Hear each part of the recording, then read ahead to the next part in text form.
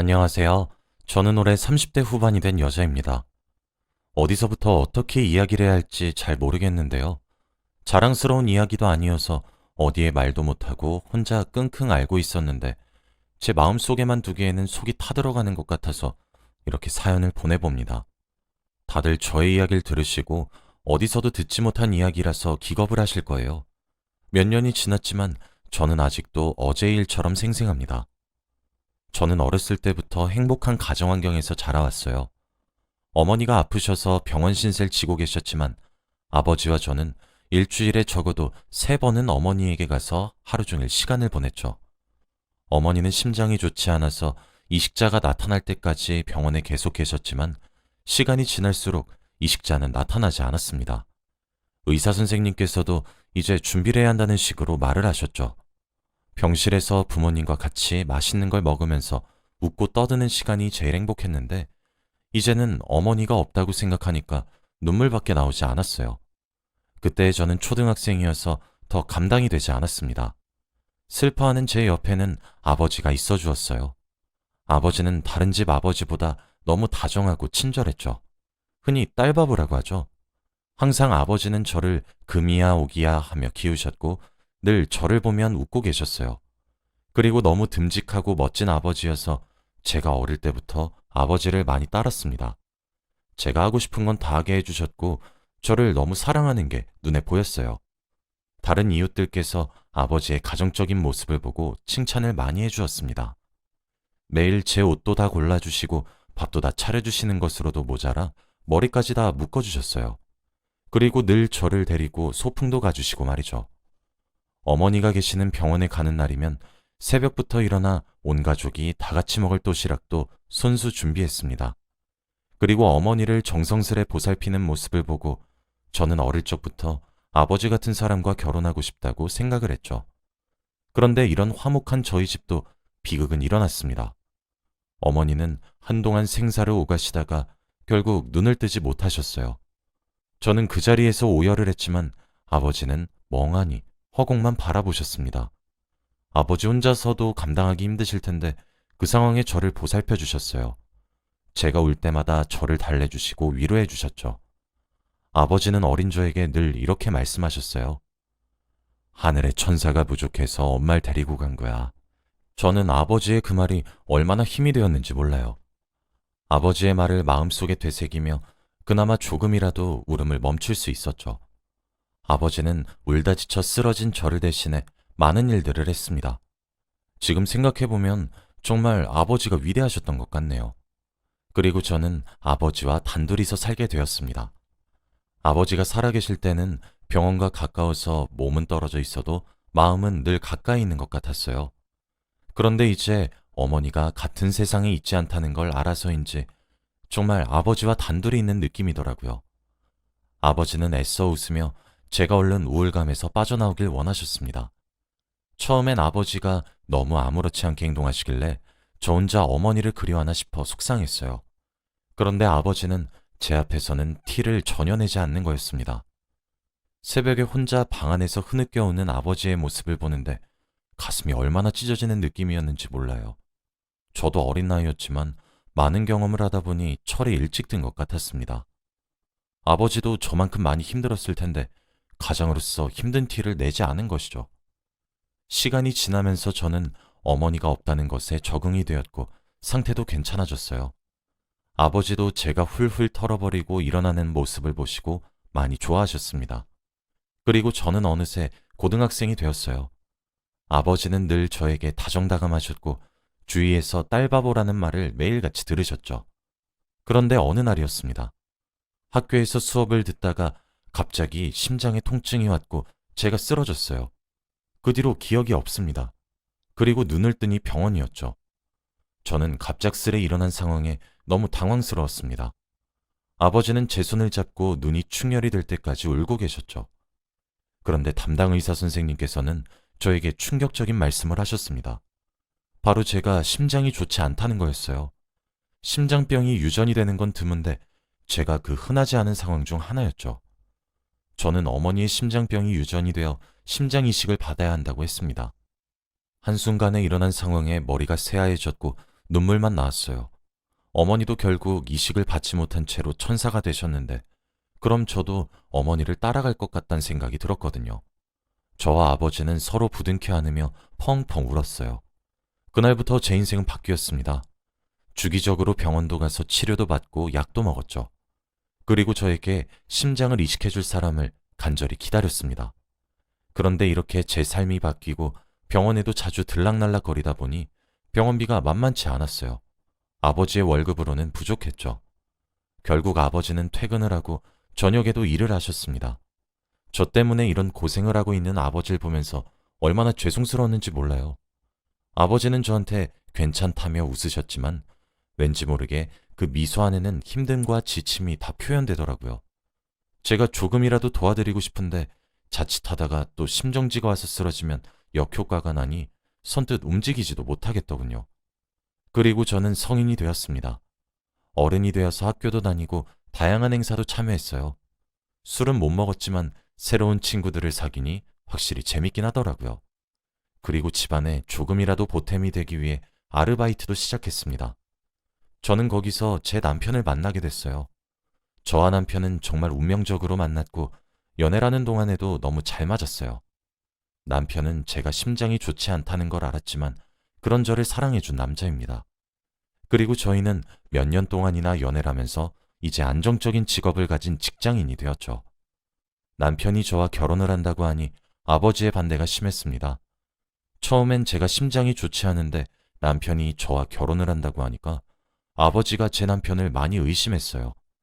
그런데 남편이 자신이 믿음직스럽게 보이기 위해 더 열심히 노력을 했고 저를 너무 사랑한다는 걸 아버지께 보여주면서 아버지는 남편을 점점 좋아하셨습니다. 남편을 벌써부터 우리 사위라고 부르며 저보다 사위를 더 좋아하시는 아버지의 모습을 보고 제가 다 기분이 좋더라고요. 저와 남편의 결혼은 속전속결로 이루어졌고 저희는 정식 부부가 되었습니다. 저희 남편도 아버지와 비슷하게 다정다감한 성격이에요. 늘 저를 잘 챙겨주고 따뜻한 사람입니다. 제 심장을 누구보다 신경 써주고 늘 저와 같이 병원도 가주는 사람이죠. 그래서 그런지 제가 남편한테 많이 의지합니다. 저희 아버지도 제 남편이 저를 잘 챙겨주는 걸 아셔서 사위를 많이 아끼세요. 지인분한테 홍삼이나 전복 같은 걸 받아오면 무조건 사위한테 주었고 사위 많이 먹으라고 했죠. 아버지와 제 남편은 둘이서 여행도 자주 다니고 데이트도 하면서 시간을 보냈어요. 제가 사랑하는 두 사람이 친하게 지내니까 보기 너무 좋았습니다. 그런데 저는 심장이 나아지지 않았어요. 약을 먹고 병원에서 치료를 계속 받아도 심정지는 계속 왔습니다. 시간이 지날수록 심장지가 오는 주기가 짧아졌고 저는 점점 두려움에 떨었죠. 조금이라도 남편이나 아버지가 제 옆에 없으면 겁이 났습니다. 혼자서 집에 쓰러지면 아무도 신고를 못 해주니 말이죠. 그런데 어느 날이었습니다. 저는 집에 혼자 있었는데 갑자기 전화가 오더라고요. 아버지와 남편은 둘이서 잠시 외출을 했었거든요. 저는 아무 생각 없이 그 전화를 받았는데 저에게 전화를 건 사람은 바로 경찰이었어요. 그런데 경찰은 저에게 충격적인 말을 하며 경찰서로 당장 오라고 했습니다. 처음 받아보는 경찰의 전화에 심장이 미친 듯이 뛰었고 숨이 잘 쉬어지지 않았어요. 금방이라도 쓰러질 것 같은 기분이 들었는데 저는 심장을 부여잡고 경찰서로 달려갔습니다. 그런데 거기서 아버지는 조사를 받고 계셨어요. 자초지종을 들어보니 아버지가 운전을 하시다 교통사고가 났는데 사람이 심하게 다쳤다고 합니다. 응급실로 급하게 가긴 했지만 결국 그 피해자분이 목숨을 잃으셨다고 해요. 그래서 아버지는 한순간에 범죄자가 되셨고 감옥에 가시게 되셨습니다. 아버지는 저를 쳐다보지도 못하시고 고개를 떨군 채 조사를 받으셨고 조사가 끝난 후 경찰들에게 연행이 되었죠. 저는 울부짖으며 아버지를 부르는데 아버지는 저를 한 번도 쳐다보지 않으셨어요. 그리고 남편이 저를 막았습니다. 저는 목소리가 터져라 울었죠. 한순간에 일어난 일이라 너무 무서웠고 그 자리에서 남편을 안으며 펑펑 울었어요. 그리고 남편은 저에게 할 말이 있다며 저를 불렀고 그곳에서 엄청나게 충격적인 이야기를 들었습니다. 사실 운전 내가 했어. 남편이 하는 말을 듣고 머릿속이 새하얘졌어요. 그런데 왜 아버지가 운전을 했다고 거짓말을 하냐고 물었더니 남편이 하는 말은 충격이었습니다. 아버지와 남편은 집으로 돌아가는 길이었고 운전은 남편이 하고 조수석에는 아버지가 타고 있었대요. 밤길이라 어두워 잘 보이지 않았는데 아버지와 웃고 떠들며 이야기를 하다가 순간 사고가 났다고 합니다. 그런데 차에 내려 확인을 해보니 사람이었다고 해요. 남편은 너무 무서워서 손을 벌벌 떨며 주저앉아 울고 있었다고 합니다. 남편은 감옥에 가는 게 무섭다며 아버지께 울면서 말을 했다고 해요. 그런데 그 순간 아버지가 제 남편의 손을 잡으셨대요. 그러고 아버지가 말씀을 하셨다고 합니다. 내 딸 옆에는 자네가 필요하네. 이제 내가 아니라 자네가 우리 딸 아빠 역할을 해주게나. 나는 이제 우리 딸이 행복하기만 하면 되네. 내 인생이 어떻게 되는 상관없어. 내가 운전했다고 할 테니 우리 딸만 잘 지켜주게나. 내 부탁은 그거 하나뿐일세. 이 말을 하셨고 남편이 안 된다고 자신이 자수하겠다며 아버지를 말렸지만 아버지는 자신과 저를 위해서는 이게 현명한 방법이라고 하셨어요. 그리고 아버지는 마지막으로 남편에게 이 말을 하셨다고 합니다. 우리 딸 눈에서 눈물 나오게 하는 순간 내가 자네한테 어떻게 할지 몰라. 내가 자네 대신에 감옥까지 가는 정도면 내가 자네 얼마나 믿는지 알지? 우리 딸 정말 잘 부탁하네. 내 전부야, 그 아이는. 그 뒤로 바로 경찰이 와서 아버지가 운전을 했다고 거짓 증언을 했다고 합니다. 결국 아버지는 누명을 쓰고 교도소로 들어가셨어요. 저는 남편의 말을 듣고 더 오열했습니다. 아버지는 제 옆에 자신보다 남편이 있는 게 더 낫다고 생각하시고 제 남편 대신 감옥에 들어가신 거였어요. 저는 아버지가 하라는 대로 한 남편도 너무 미웠고 멋대로 결정하신 아버지도 미웠습니다. 남편은 저한테 미안하다며 아버지의 목까지 옆에 있어주겠다고 했지만 그 말이 힘이 되겠나요? 아버지가 왜 그런 무모한 짓을 벌이셨는지 이해가 되지 않았습니다. 그 뒤로 저는 아버지가 너무 마음이 아파서 하루 종일 울었어요. 그리고 그 피해자 유가족분들을 뵈려고 했는데 간호사 선생님께서 가족이 없다고 했어요. 하나 있는 형은 해외에 있는데 연락이 닿지 않는다고 했죠. 저는 피해자분께 너무 죄송스러웠고 어떻게 해야 할지 모르겠더라고요. 변호사를 통해서 법대로 다 진행했지만 보호자가 나타나지 않으니 막막했습니다. 그리고 상황이 정리되고 저와 남편은 집으로 돌아왔죠. 주기적으로 아버지의 면회도 가면서 지냈습니다. 그리고 남편도 늘 아버지한테 죄송스러워하고 감사했죠. 저는 아버지가 교도소에 계셔도 병원에 주기적으로 가서 심장치료도 받았습니다. 매일 목이 빠져라 저에게 심장을 이식해줄 사람을 찾고 있었지만 도저히 마음대로 되지 않더라고요. 초반에는 남편도 저와 같이 간절하게 바랬고 같이 병원도 자주 가서 든든했습니다. 처음에는 저희 아버지를 감옥에 보낸 게 오로지 남편 탓 같아서 남편이 너무 미웠지만 정말 아버지가 바라시던 대로 저에게 너무 잘해주었어요.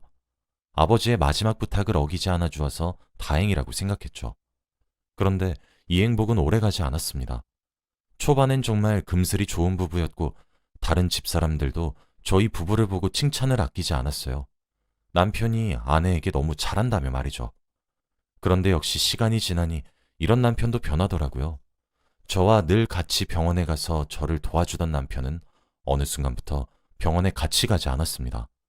처음에는 한 번씩 병원에 같이 못 가주겠다며 혼자 가라고 하더니 나중엔 아예 안 가주겠다고 하더라고요. 왜 갑자기 그러냐고 물어도 묵묵부답이었습니다. 그런데 여기서 끝이 아니었어요. 제 허락도 없이 시어머니와 시누이를 마음대로 저희 신혼집에서 재우는 것으로 모자라 제 돈과 물건들도 함부로 주었죠. 아버지의 돈까지 말입니다. 그건 아버지가 제 병원비를 위해 교도소에 들어가기 전날까지 악착같이 일을 하시며 번 돈이었어요. 저도 아까워서 함부로 쓰지 못하는 돈을 남편은 흥청망청 쓰고 다녔습니다. 마치 자기 돈인 것 마냥 말이죠. 그런데 더 충격을 받은 사건은 따로 있었어요. 바로 남편에게 다른 여자가 생긴 것이었습니다. 제 돈과 제 아버지 돈까지 자기 돈인 것처럼 써대니 온몸이 명품이었어요. 그런데 이렇게 돈을 쓰니 어린 여자애들이 달라붙었나 봐요. 남편이 그 친구들한테 술도 사주고 명품도 몇 개 사주니 결국 그중 한 명과 만나고 있었습니다. 저와 아버지 돈인데 그걸 자기 돈인 척을 하는 게 얼마나 꼴사나웠는지 모릅니다. 제가 아무리 화를 내고 달래도 달라지는 게 있을까요? 그저 저는 잔소리하는 사람일 뿐이었죠. 남편은 시간이 지날수록 예전과는 더 달라졌고 저는 몸이 더 좋지 않았습니다. 스트레스도 많이 받고 집안일도 많이 늘어나 몸도 많이 쓰니 건강이 악화되더라고요. 어느 순간부터 남편은 아버지의 면회도 같이 가지 않았습니다. 아버지를 보러 면회에 혼자 가면 아버지가 사위가 잘해주냐고 몇 번이나 물어보았지만 저는 잘해준다는 거짓말을 할 수밖에 없었어요. 남편에게 저한테 잘해주라는 조건 하나만으로 누명을 쓰고 감옥에 들어갔는데 여기서 제가 감히 이런 인생을 살고 있다고 밝힐 수 없었습니다. 아버지가 너무 고통스러워하실 것 같았거든요. 시어머니와 시누이의 괴롭힘과 남편의 막말이 날이 갈수록 심해지니 저는 도저히 참을 수 없었습니다. 매일 시어머니와 시누이의 옷을 손빨래하고 밥도 삼시세끼 다 차리면 얼마나 힘든데요. 그리고 청소는 해도 해도 끝이 나지 않았습니다. 이대로 살다가는 심장에 무리가 올 것 같았고 행복하지도 않아서 남편과 이혼을 하고 싶었어요. 하지만 이혼은 선뜻 결정할 수 있는 문제가 아니었습니다. 아버지가 출소를 하고 나시면 이 상황을 아시고 화를 많이 내실 것 같았거든요. 그런데 저는 남편과 이혼을 결심하게 된 사건이 하나 있었습니다. 그날은 남편이 자기 친구들을 저에게 연락도 없이 저희 집으로 다 데리고 왔더라고요. 그때 시간은 새벽 3시였는데 저는 잠에서 제대로 깨지도 못하고 음식을 준비했습니다. 남편과 남편의 친구분들은 다들 술에 취해서 말을 하고 있더라고요. 그런데 음식을 가져다 주러 식탁에 간 저를 보고 남편이 충격적인 말을 했습니다.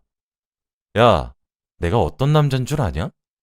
우리 아내는 심장이 안 좋은데 내가 그거 감수하고 결혼해줬고, 그리고 우리 장인어른은 범죄자인데 내가 그런 사람의 딸이랑 살고 있다. 내가 이렇게 마음이 넓고 착한 사람이야. 다들 내가 얼마나 대단한 사람인 줄 알겠지? 이 말을 하는데 한순간에 분위기는 차가워졌습니다. 저는 남편에게 말도 나오지 않았어요. 남편 친구분들은 다들 저를 살인자의 딸로 쳐다봤고 저를 피하는 느낌도 들었습니다. 너무 수치스러웠고 자신 때문에 대신 감옥으로 간 저희 아빠에 대한 이야기는 쏙 빼놓은 채 자기 친구들에게 말한 남편이 너무 미웠고 화가 났어요. 그래서 남편 친구분들이 돌아가고 남편에게 왜 그렇게 말을 했냐고 따졌어요. 당연히 사과라고 저한테 잘못했다고 할 줄 알았던 남편은 예상을 벗어났습니다. 나한테 이래라 저래라 하지 마. 어디서 집주인 행세야? 나 없이는 아무것도 아닌 여자가. 내가 그러면 그런 거야.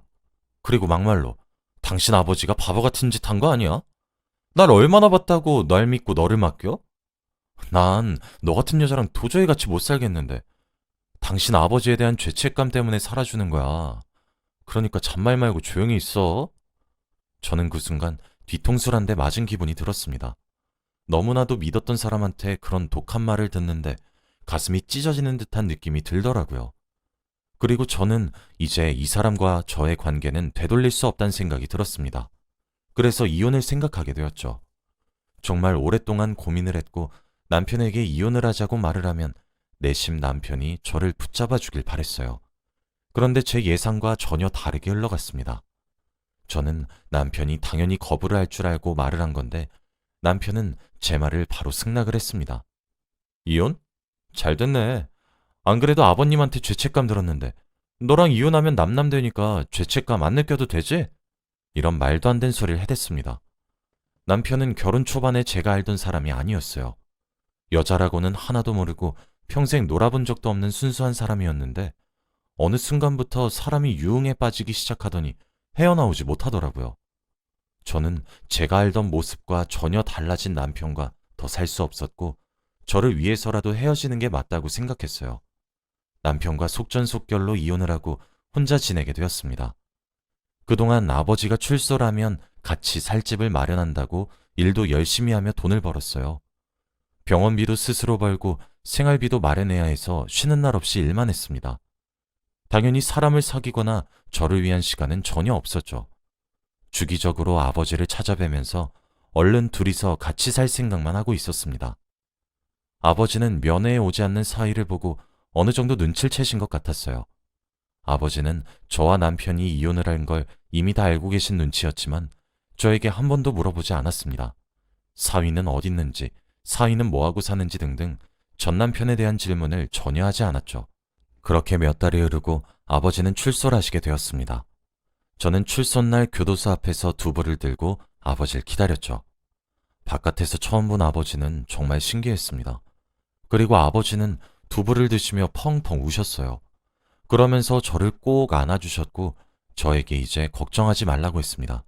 자신이 다 처리하겠다며 말이죠. 저는 아버지가 무슨 말을 하시는지 이해가 되진 않았지만 아버지를 믿었습니다. 그리고 저와 아버지는 다시 한 집에서 살게 되었죠. 정말 오랜만에 같이 밥도 먹고 산책도 하며 사니 되게 신기하더라고요. 저한테 하나뿐인 가족이 돌아오니 삶의 낙을 찾은 듯한 느낌이었어요. 아버지가 돌아오셔도 평소처럼 일도 열심히 하고 힘들게 살았어요. 아버지는 나이가 있으시니 집에서 하루 종일 계셨죠. 그런데 어느 날이었습니다. 퇴근을 하고 집으로 돌아왔는데 저희 집에 낯선 남자가 한 명 앉아 있더라고요. 아버지와 중요한 이야기를 나누는 것 같았고 저는 그분께 인사를 했습니다. 그런데 아버지는 잠시 옆에 앉아서 이 서류들을 보라고 하셨어요. 저는 영문도 모른 채 앉아 두 사람 사이에 놓여 있는 서류들을 다 읽어보았죠.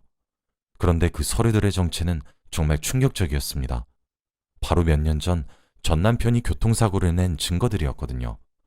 당시는 증거 불충분으로 아버지가 자수를 해서 감옥에 간 거였지만 이렇게 전 남편이 운전을 한 증거가 명확하게 있으면 다시 수사가 가능했습니다. 그리고 이 서류를 들고 온 낯선 남자는 자신의 이야기를 하기 시작했어요. 그런데 그 사람의 정체는 바로 교통사고 피해자의 하나밖에 없던 형이었습니다. 당시에는 외국에 계셔서 연락이 되지 않아 제대로 사과도 못 드렸어요. 그런데 그분은 일 때문에 너무 바빠서 휴대폰 볼 시간도 없었다고 했고 동생이 죽고 며칠 뒤에 사망 소식을 알았다고 합니다. 그런데 아는 지인들을 통해 직접 증거를 찾아보았는데 이 증거들이 나온 것이죠. 그리고 그 사람은 더 놀라운 말을 하기 시작했습니다. 심장 이식이 필요하다고 하셨죠? 그 나쁜 놈 콩밥 먹게 해주시면 제가 심장 이식해드리겠습니다. 그분은 이제 자신이 살 날이 얼마 남지 않았다며 저희에게 빚을 갚고 싶다고 했어요. 그 당시에 자신이 조금만 더 일찍 알았다면 허튼 사람을 감옥에 넣지 않았을 거라고 말이죠. 저와 아버지는 그분의 말씀을 듣고 눈물을 흘렸습니다. 그 남자는 자기도 동생 곁으로 가서 행복하게 살고 싶다고 했어요. 그 말이 얼마나 슬펐는지 모릅니다. 다 같이 눈물바다가 되었고 저희는 재수사를 요청했죠. 빼도 박도 못한 증거에 경찰들과 전 남편의 가족들은 할 말을 잃었습니다. 증거는 그 근처에 있던 차량의 블랙박스였는데 너무 선명하게 전 남편이 운전대를 잡고 있는 모습이 찍혔어요. 당시에는 길이 너무 어둡고 안개로 가득해서 근처에 차가 있는 줄도 몰랐지만 말이죠. 전 남편은 그 영상을 보고 동공이 심하게 흔들렸고 아무 말도 못했습니다. 그리고 그 모습을 보는데 정말 통쾌하더라고요. 그때 전 남편의 어머니가 제 앞에 오셔서 무릎을 꿇고 싹싹 비셨습니다. 제발 선처해달라고 말이죠. 자기 귀한 아들 감옥에 보낼 수 없다고 하는데 너무 뻔뻔했습니다. 한 번만 선처를 해주면 자신의 심장을 이식해준다고 했어요. 그런데 제가 그 말을 믿을 리가 있나요? 그 사람들 밑에서 산 게 몇 년인데 그 정도 눈치는 있었습니다. 저는 전 시어머니의 말을 귓등으로도 듣지도 않고 바로 법대로 했죠. 전 남편은 변호사를 선임할 비용도 없었고 마땅한 증거들도 없었기에 당연히 감옥을 가게 되었습니다. 그것도 제 아버지가 갔던 기간의 3배로 말이죠. 판결이 나고 전 남편의 표정을 보는데 속으로 너무 행복했습니다. 아버지가 대신 누명을 쓰고 감옥에 가시고 난 후 저는 불행의 연속이었어요. 저에게 그런 아픔을 주었던 사람이 저렇게 고통스러워하고 자신이 지은 죄가 다 되돌아가는 걸 보니까 얼마나 통쾌했는지 모릅니다. 전 남편네 가족들은 통곡을 하며 난리를 치고 있는데 그때 저와 아버지는 법원에서 벗어났어요. 그리고 저희들은 말은 하지 않았지만 서로 굉장히 만족하는 듯한 표정을 지으며 집으로 갔어요. 그리고 며칠 뒤 저는 심장 이식 수술을 했습니다. 그분은 몸이 편찮으신데 세상을 떠나기 전 누군가에게 도움이 되는 일을 하고 싶어서 선택을 했다고 해요. 다행히도 수술은 성공적이었고 그분도 눈을 뜨셨습니다. 하지만 그분은 원래부터 시한부 인생을 살아오셨던 분이라 심장수술과는 별개로 다른 부분이 좋지 못해 얼마 후 세상을 뜨셨습니다. 저와 아버지는 아직까지도 그분을 저희 집의 은인이라고 생각해요. 그분이 없으셨으면 저희는 아마 아직까지도 전 남편한테 복수도 못하고 살았을 거예요. 그리고 제 심장도 이식을 못했겠죠. 그분이 하늘나라로 가서 동생분과 행복했으면 좋겠습니다. 늘 원하시던 그런 삶을 사시길 바랬죠. 그리고 저와 아버지는 다시 일상으로 돌아왔어요. 제가 수술을 하고 나서 병원에 갈 일도 많이 줄고 건강해져서 다양한 일도 할 수 있게 되니 돈 걱정할 일이 없더라고요. 생애 처음으로 여유란 것이 생겼습니다. 아버지와 단둘이서 사는 것만으로도 얼마나 행복한지 몰라요. 아버지가 평생 제 옆에 있어주면 좋겠습니다. 다들 저희 이야기를 들어주셔서 감사해요. 혹시 불행하시거나 삶이 힘드신 분이 있으시다면 저희 이야기가 조금 힘이 되었으면 좋겠어요. 저도 너무 힘들었지만 꾹 참고 견디니 결국은 이렇게 되더라고요. 여러분은 꼭 행복하세요.